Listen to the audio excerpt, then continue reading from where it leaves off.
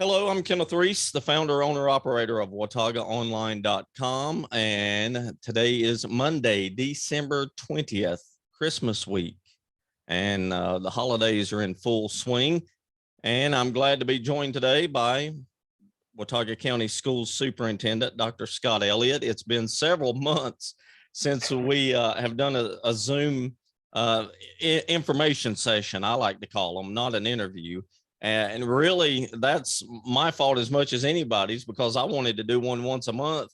And just like you, the viewer, you blink your eyes and now it's Christmas time. It's the end of the year. It's the start of a new year and time just flies by. So Dr. Elliott's with us today to kind of put a recap on this first half of the school year. And then we'll look ahead to, as best we can, to the second half of the school year. So good afternoon, Dr. Elliott. How are you? Good afternoon, my friend. Sounds like we already have a New Year's resolution for next year. We'll try to get together a little more often. Yeah.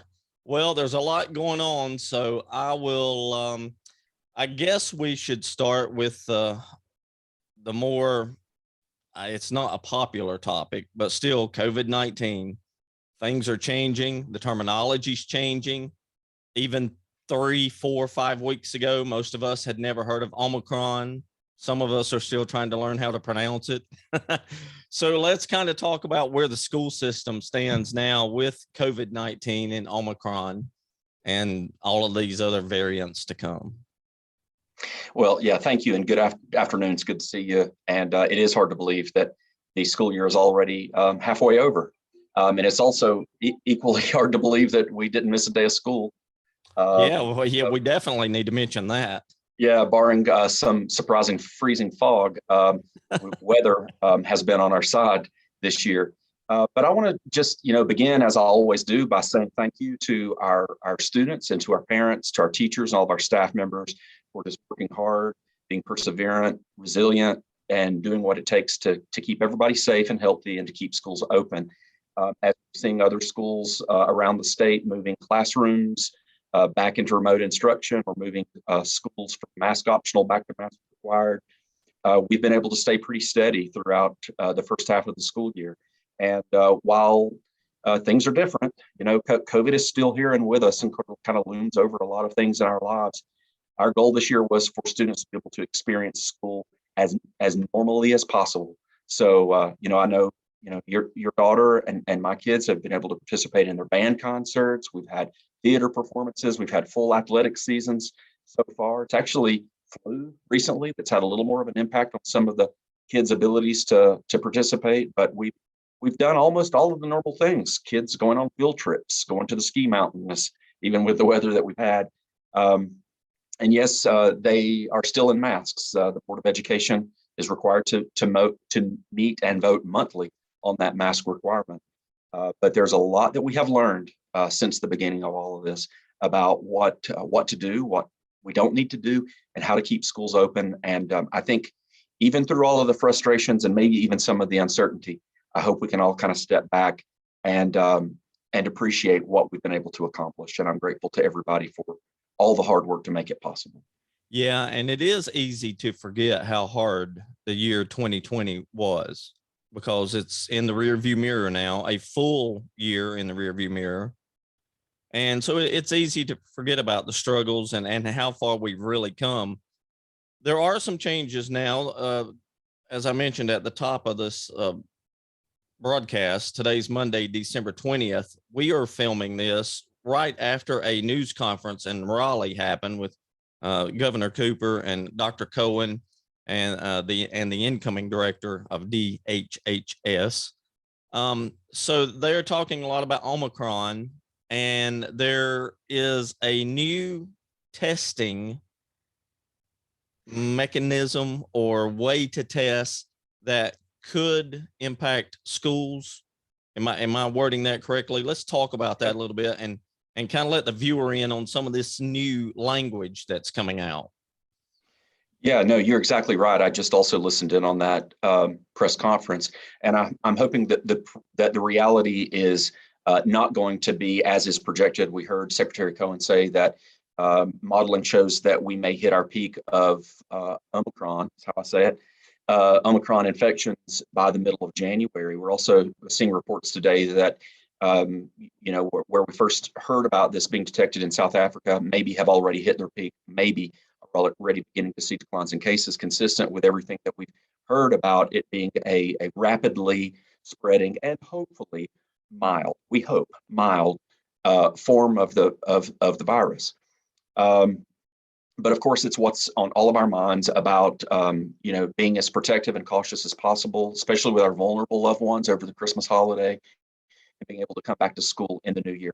So what you're referring to is a program that Secretary Cohen mentioned, which was approved by the CDC or recommended by the CDC last week, called Test to Stay. And it's an approach that some of our parents here are already familiar with. But let me just generally describe it, and then I'll back up and kind of explain why it's important, Kenneth, if you don't, Okay. if you don't Yeah. mind. But Test to Stay is just kind of what it sounds like. It's when we have close contacts, a student who might have been or is known to have been exposed to someone who is COVID positive, but they're not symptomatic. There aren't any indications yet that they might have contracted the virus or be able to spread it. They can, instead of being sent home and being quarantined, they could actually be tested periodically and stay at school as long as they have no symptoms and continue to test negative. So we are participating in a study with Duke University and the ABC Science Collaborative, where DHHS has allowed the districts who are participating in the study to vary from those state quarantine rules to determine whether or not this is a way that all students could be tested in order to stay in school. And I really am optimistic that it will be. We've completed 3 weeks of Test to Stay. I have my numbers. So far, we have, over 65 students, I think, roughly, who stayed in school during the last 3 weeks who otherwise wouldn't have. So let me back up. Let's talk about quarantines. Sometimes people will ask me why we choose to quarantine the students that are quarantined. So I just want to point out that the quarantine rules set out in state law are actually developed by the state health director, and the local health department are charged with enforcing those quarantine rules. All the rest of us, you, me, school people, everybody else in the state are responsible for following them. Before we go much further, what are the quarantine, like, is it still a certain number of days? Yes. So let's first start with close contact, and we'll talk about school. Close contact is when 2 people are within 6 feet for 15 minutes or longer, and one of them was COVID positive. Okay. So that's considered close contact.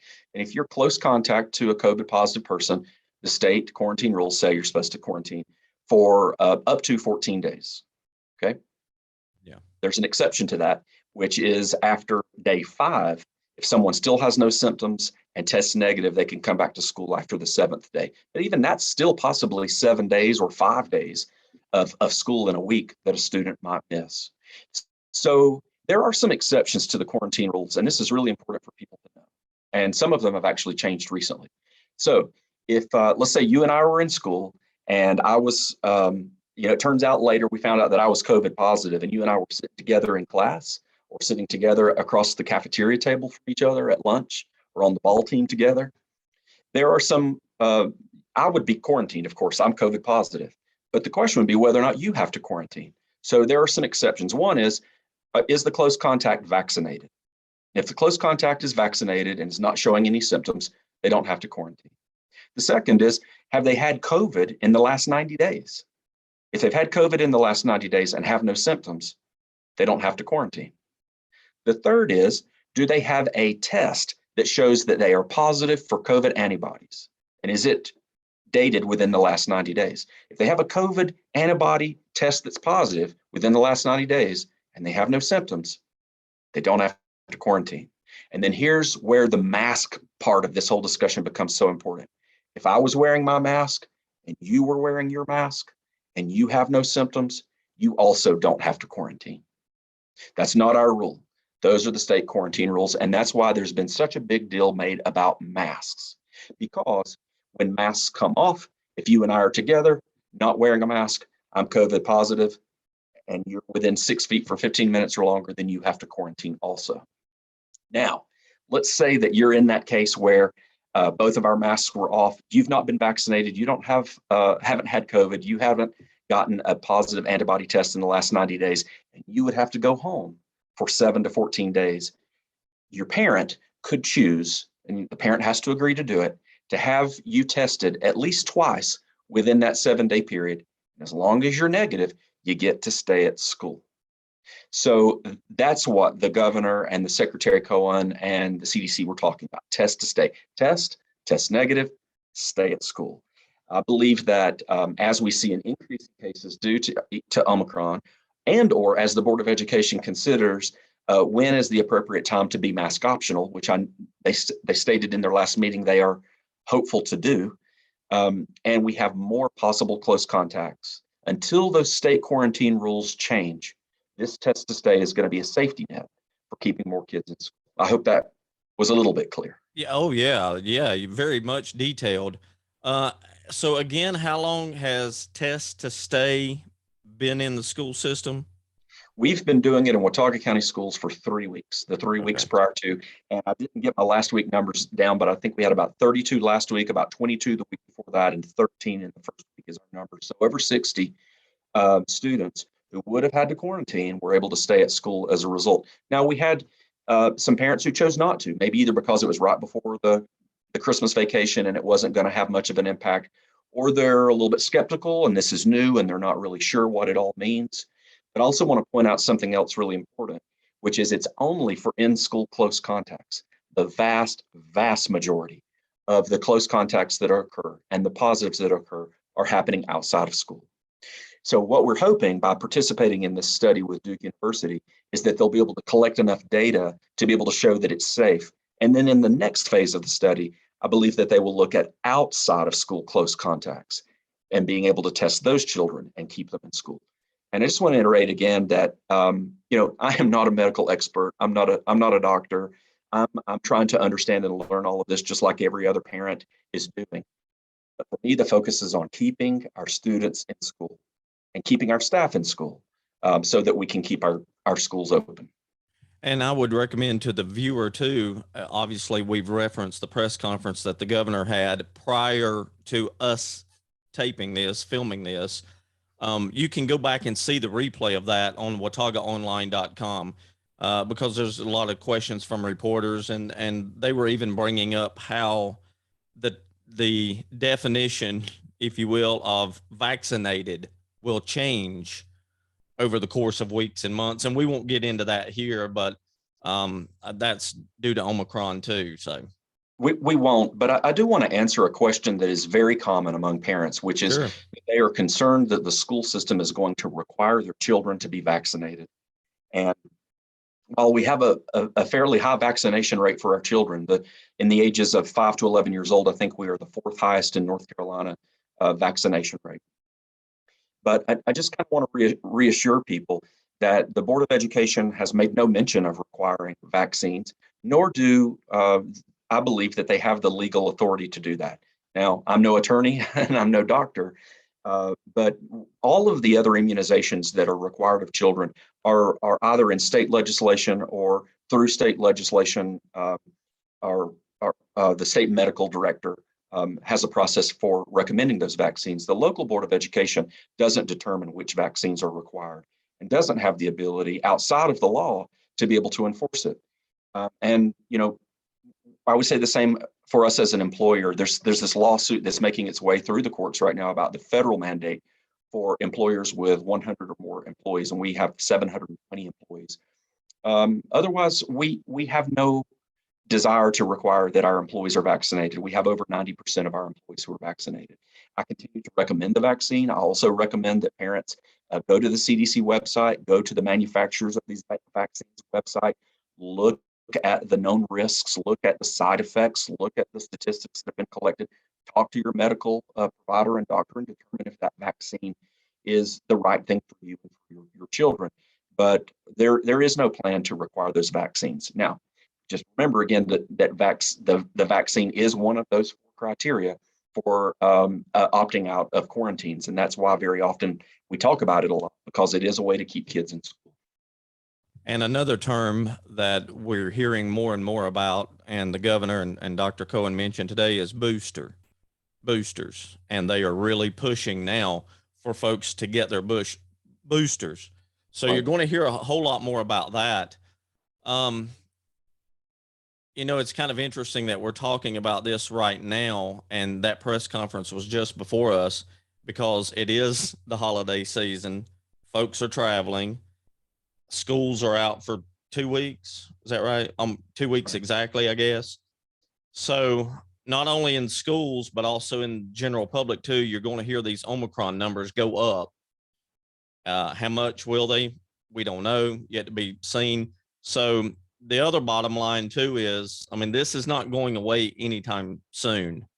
And we just kind of stress that, let folks know, because it is so easy to think that, hey, it was over. I mean, and we had the vaccines and we're done, but unfortunately we're not. So Just like everyone else, by the end of July and early August, I was ready to have all of this in the rearview mirror. I had to look around for my mask to try to find them. We are a couple of days with 0 cases in the community, and as many people have said, this is going to be a virus that's going to be with us for a long time, if not forever. And yeah, we will. Again, I'm not a doctor, but I believe from everything that virologists and immunologists and medical doctors have said that this will eventually evolve into a virus that will become quite manageable for us. But right now, it is one that continues to evolve and will continue to have effects on people. But again, my focus is on keeping students in school. We also are fortunate that we know that this virus has had children have largely been spared. While there are over 700 deaths in the United States reported due to COVID, that's a very, very small number. We don't know the long-term effects of COVID infections, but we hope that they too will also be minimal, but only time will tell. Again, my focus is on following the state quarantine rules and maximizing the chances that our students and staff will stay in school. I think there will come a time when when parents will need to decide what is best for their children and take the appropriate actions to protect their children, or to take certain risks with their children that they feel is best for them. And that will be to be vaccinated or not, to wear a mask or not, uh, to test to stay in school or not. And the Board of Education has said that they hope to get to a point where our numbers in the community are low enough that, say, being a mask optional environment in school doesn't contribute significantly to community-wide transmission that could affect not just children, but family members as well. I have an elderly father who's currently hospitalized. We talk about your mother sometimes and others in the community. We also want to make sure that we're doing all that we can to protect them in addition to our students. Again, my goal is to keep all of our kids in school. and there again, when if the viewer, if you get discouraged at any point, I mean, we all do, think back to how everything was closed in 2020, everything. And and a lot of our fast food restaurants and stuff now still are, as far as dining in, but we have made progress and we will continue to make progress, even if it just seems like baby steps. um, I heard someone say, and I don't know if this is comparable or not, but the only thing we've ever had to reference this by was the Spanish flu in 1923, I think it was. And they said, think about it, ever how many years it took for society to either not adapt to that, but become immunized to that. The same thing will possibly happen with this. It's just going to take a while. So It will, and the nature of a virus or any kind of communicable disease is that it's not limited or isolated to us as individuals, and so I would just say, as I've said with you in your interviews before, I just ask for people to continue to be kind and understanding, gracious and supportive of each other. This virus, this pandemic, and all the many ways that it has affected people, both in their health, in their pocketbook, or in their relationships, has been very, very hard. And kindness goes a long way. Kindness, empathy, and understanding for each other. We might have family members, loved ones, very close friends, colleagues, coworkers, and schoolmates who are affected in ways very, very differently than what we've experienced, or who may have opinions or differences of way of viewing all of this that are very different from us. I will say, even through all of that, I still think that in our county and our community, we've weathered this stronger than most others have Agree. because we already have this uh, culture in our community that we are stronger by working together. And no, that doesn't mean that we should give up our individuality or have things necessarily forced upon us. But I just want to, especially here at Christmas, ask people to be kind. And I want to say thank you to all of the parents, especially who've worked so hard to support our teachers. This has been the hardest year for teachers and educators in my 26 years, with constantly changing conditions, students in and out of quarantine, remote instruction for a small handful of kids while others are there, keeping kids socially distanced, reminding them to wear their masks, dealing with their own families and children and health concerns. Teachers are just my heroes. But this year more than ever, and I appreciate how kind and gracious and supportive our parents have been to our teachers. I just ask that we continue to have that as we continue to work through this together. Someone on a show that I was watching nationally had brought up this, that when children get to the age where they can start remembering things, maybe in kindergarten or first grade, it's kind of wild, for lack of a better term, to think that these children, this is all they will have known up to this point in their life, is wearing masks in school and a pandemic. And for some reason that just hit me like right between the eyes. I was like, I never thought about that. And as these children get older, this will of course have an impact in their life, and we hope not a negative one.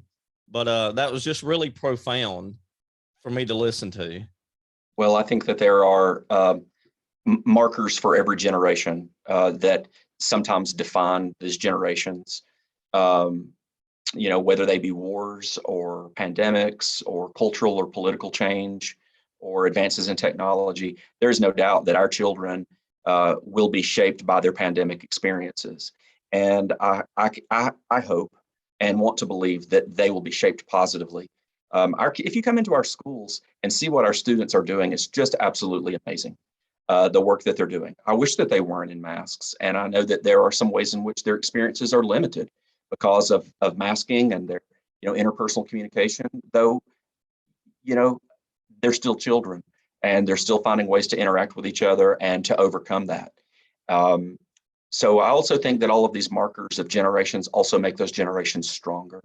And I'm really optimistic for the future and what our children are going to be able to accomplish and things that we could have never imagined. I say often that we as the adults have struggled far more than our children have, and that's taking nothing away from the difficulty that our children have had. But I tend to think, I have to believe, these masks are temporary, that these vaccines or maybe the boosters maybe are temporary, and that this dark cloud of COVID over our businesses or over our churches or over our friendships, those clouds are going to part, and we're going to be stronger as a result of it. Yeah, I agree with you. Let's turn the tables here a little bit. And I failed to look at what time we started, so do not let me keep you longer than you need to be. I normally glance at what time we start, and I didn't today. So again, we are filming this on Monday, December the 20th, just shy of 4 o'clock in the afternoon. One of the things to have come out of COVID, and we've not had to use any this year, are the virtual days. And we have discussed before, when this pandemic started, Dr. Elliott and I, we did several of these in a row, like once every other week or something, there when all of this really began. When I say this, schools being closed and virtual learning. And I said from the very beginning that I thought one of the positives to come out of this would be the snow days and the making up of snow days for our mountain counties, specifically here in Watauga. Now, as Dr. Elliott mentioned before, we've not had any snow days in December. This is the first time. I looked it up the other day, and now I can't recall, in 3 years. 2016, I think. Yeah. So what will the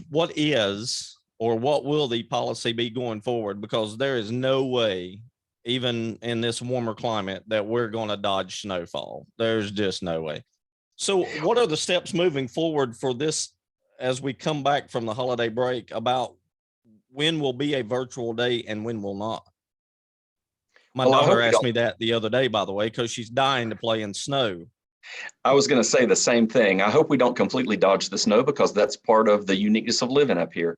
And there are differences of opinion about about the school calendar and snow days and remote days.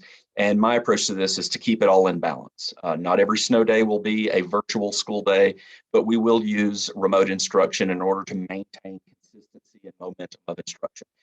Is You know, that not every is that already pre-decided in your mind, or is it just going to be, I mean, it will be on day, is it already predetermined in your mind, the first 5 days we miss will be virtual, or like, how is that going to work? Or is it a day by day call? it's really going to depend on, I think, the weather and what happens and how long we're likely to be out of school.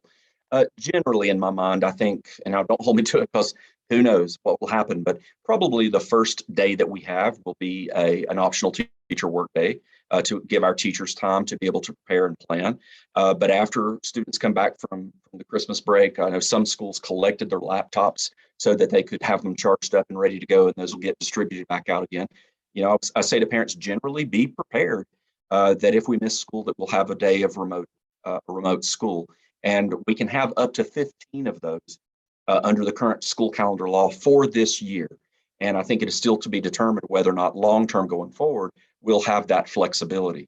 I hope to not use 15 days of remote instruction, but what many teachers tell me, now again, not all, but what many teachers tell me is they would rather have remote instruction and have the continuity with their students and keep the momentum going than not see them for 2, 3, 4 days at a time and try to make that up at the end of the school year. It was really nice this past year to get out, at the end of May.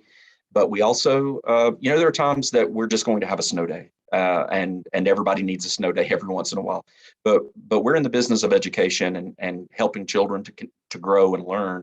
And I think that remote instruction is a great tool for that. So just be generally ready and prepared, and communicate with your child's teacher about where to find the resources, how to access the resources, and what to expect on those days. And for a little historical perspective, for those that may not have been in the county for long, or maybe this is your first winter in Watauga County. If it is, by the way, this is not normal.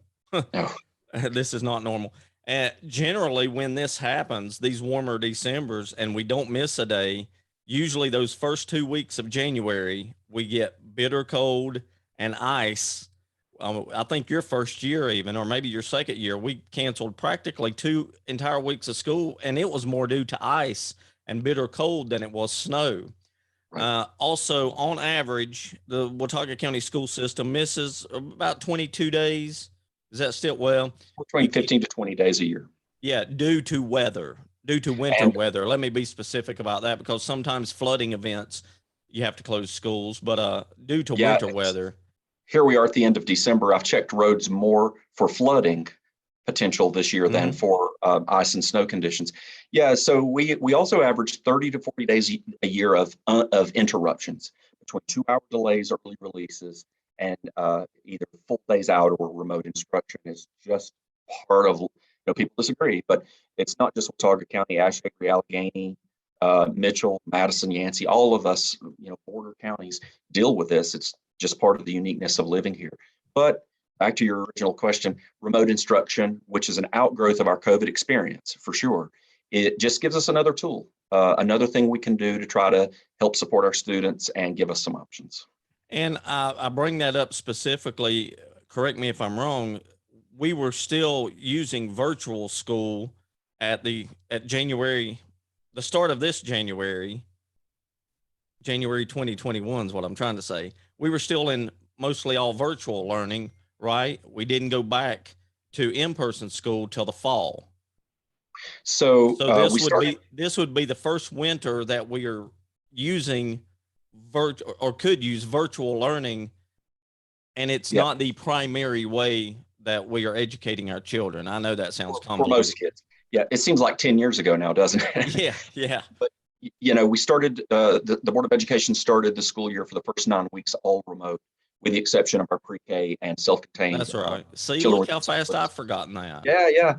You have to remind me too. And it was around October that we brought all the rest of the students back in person, but on that 2x2 school, 2-day-a-week Yeah, model. that And then it does seem was, like forever ago yeah. now. And then it was the point you're thinking of after Christmas up and through March that we went to all students in school Monday, Tuesday, Thursday, and Friday. So yeah, this is the first full winter since 2018, 19, really, if you consider March, because I checked roads the week before school was closed by the governor back in March of 2020. We still have weather here that can disrupt school up through March and April. Yeah. And so, yeah, this is the first full winter of full school days with all of our students, where remote instruction could be used to bridge the gap. Yeah, you phrased it better than I can't believe it was just in October. Wow. See, man.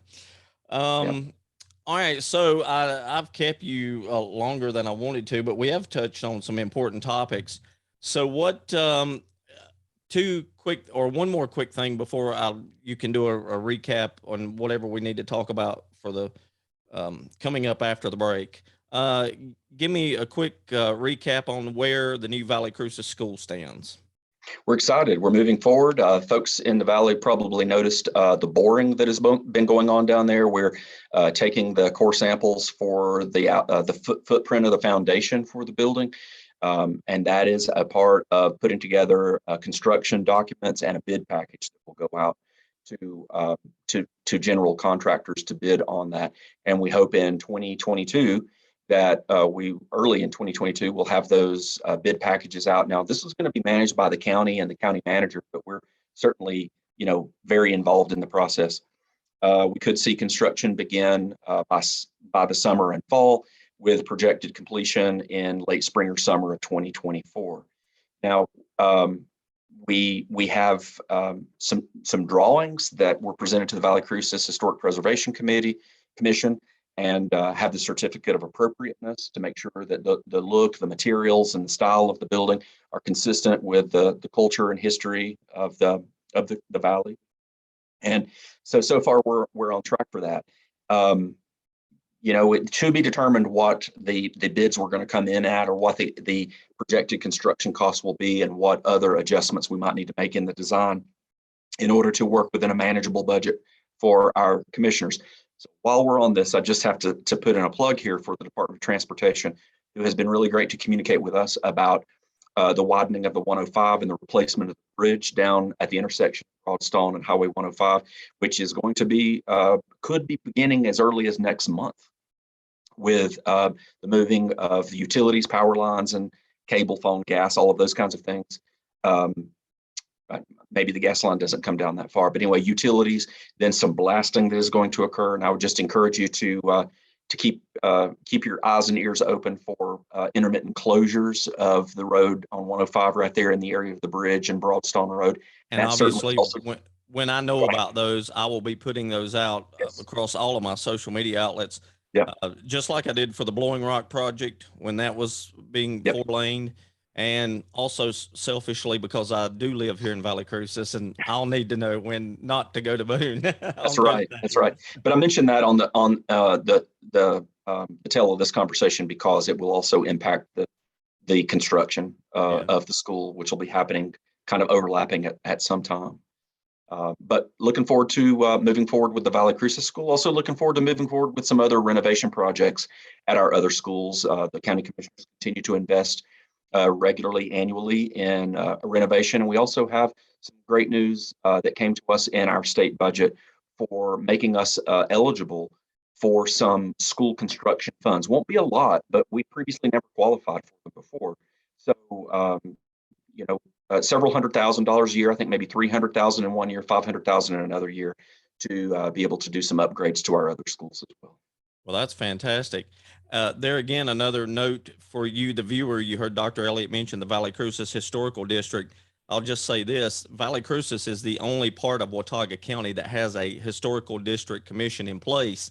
And anytime anything is built or renovated in the heart of the valley, it has to go through that commission for approval like you said, for the look, the overall look, and nothing is built that some would deem an eyesore, we'll say, for lack of a better term. Another couple things to your question. This is our first year of our Watauga Virtual Academy, and we have over 100 students, K-12, that are enrolled in that school. Some will be coming out mid-year. Some who started in the year because they were concerned about how the school year was going to go and want to come back now into in-person instruction. So did they need to say ahead of time that they wanted to come out at mid-year, or when they come back, that option is given now? We've just worked with parents as they've made that request. Okay. And a lot of that is based space available. We have a lot of classrooms in a lot of our schools that are full. So there was no deadline that said, hey, you have to tell us by this date whether you're coming back or not. We set that deadline back around Thanksgiving. Okay. If I recall correctly. Certainly, life changes, and we're open to trying to help people as much as we possibly can. But there's only so much space, so many teachers. But I just wanted to say that that's been a great success for us this year. We have families who have children with certain health concerns or certain needs that could be accommodated through that virtual school. Still kind of an experiment for us. We also, just a few plugs here, we hired additional nurses. So we now have 10 nurses in our schools. And those have been critical to, really screening our students and keeping students in school, working through the testing and all of those kinds of things. We hired additional teacher assistants, especially in the lower grades, to try to help support the academic needs of our students. And we hired additional substitute teachers to help plug in and fill in for the vacancies for our staff. All part of the being proactive and trying to make sure that we could keep schools open. That is our plan. Someone asked me this morning, you think we're going to close schools in January? My answer is no. We will do everything we possibly can to always keep schools open. And the only reason we would close a school is if it was closed by the health department or if we didn't have enough adults to keep the building open. But I'm really optimistic that we're going to be able to be okay. Let's put a quick plug in here. The school system, not only during this pandemic, but really pretty much all the time, you're always looking too for custodians, bus drivers, especially. So let's put that out there too. I see the sign at Valley Crucis School just about every day, bus drivers needed. And so I want to mention that. And we just are raising the hourly rates for our hourly employees that will take effect in January as well. So trying to be more competitive with other